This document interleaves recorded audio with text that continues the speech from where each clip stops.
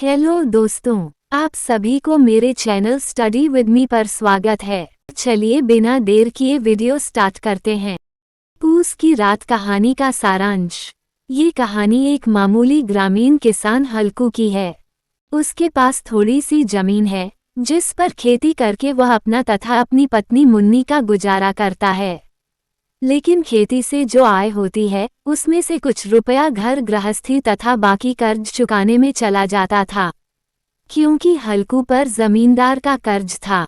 इस बार सर्दियों में मजदूरी करके उसने मुश्किल से 3 रुपये इकट्ठा किए थे, ताकि वह इस 3 रुपये से उसे पुष की रात में ठंड से बचने के लिए कंबल खरीद सके। परंतु वह रुपया उसे महाजन को देना पड़ा। इस बात पर हल्कू की पत्नी मुन्नी हल्कू पर बहुत नाराज होती है और इसका विरोध भी करती है। वह कहती है कि अगर यह रुपया महाजन को दे दोगे तो कंबल कैसे खरीदोगे? बिना कंबल के रात भर उस ठंड में कैसे रहोगे?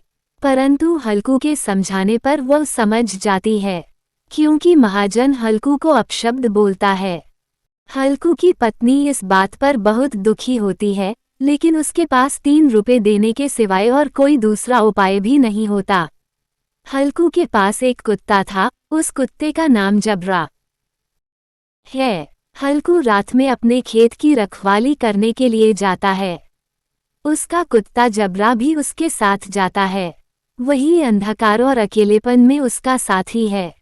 पूस की रात में ठंडी ठंडी हवा चल रही थी, आसमान में तारे टिमटिमा रहे थे। ठंड इतनी ज्यादा थी कि हल्कू का शरीर ठंड के कारण कांप रहा था। जबरा को भी बहुत ठंड लग रही थी। हल्कू के पास चादर के अलावा ओढ़ने को कुछ नहीं था।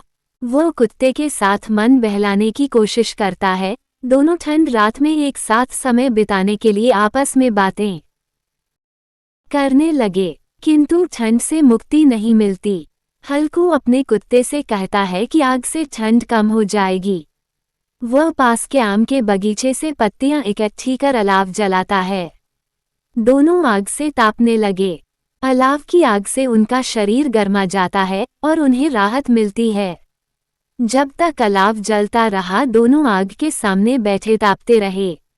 जब आग बुझ जाती है तो हल्कू अपनी पुरानी साल ओढ़कर वहीं लेट जाता है, क्योंकि आग के तापने से हल्कू का शरीर थोड़ा गर्म हो जाता है।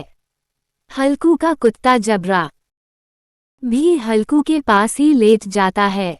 वह अपने कुत्ते से चिपक कर सो जाता है। उधर उसके खेत में नीलगायें घुस जाती हैं। जबरा उनकी आहट से सावधान हो जाता है और वह उन पर भौंकना चालू कर देता है। हल्कू को भी लगता है कि खेत में नीलगायें घुस आई हैं। वह जग जाता है, लेकिन ठंड के कारण उसकी उठने की हिम्मत नहीं होती है। वो वहीं बैठा रहता है।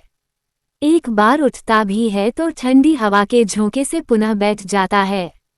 वह सोचता है कि जबरा नीलगाय को फसल में घुसने नहीं देगा और अंत में चादर तानकर सो जाता है। जबरा बेचारा अकेला भौंक भौंक कर नीलगायों को भगा रहा था, लेकिन उसका भौंकना काम नहीं आया।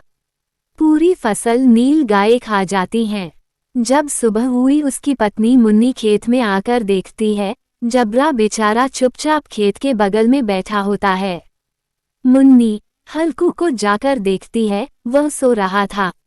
वह उसे जगाती है और बताती है कि सारी फसल नष्ट हो गई। फिर वह चिंतित होकर कहती है कि अब मजदूरी करके ही मालगुजारी भरनी पड़ेगी। वहीं हल्कू जब उठकर ये देखता है कि उसकी फसल पूरी तरह से नष्ट हो गई है तो उसे इस बात से खुशी होती है कि चलो अच्छा हुआ, अब उसे पूस की रात में जागकर फसल नहीं देखनी पड़ेगी। इसी के साथ कहानी समाप्त हो जाती है। Thanks for watching.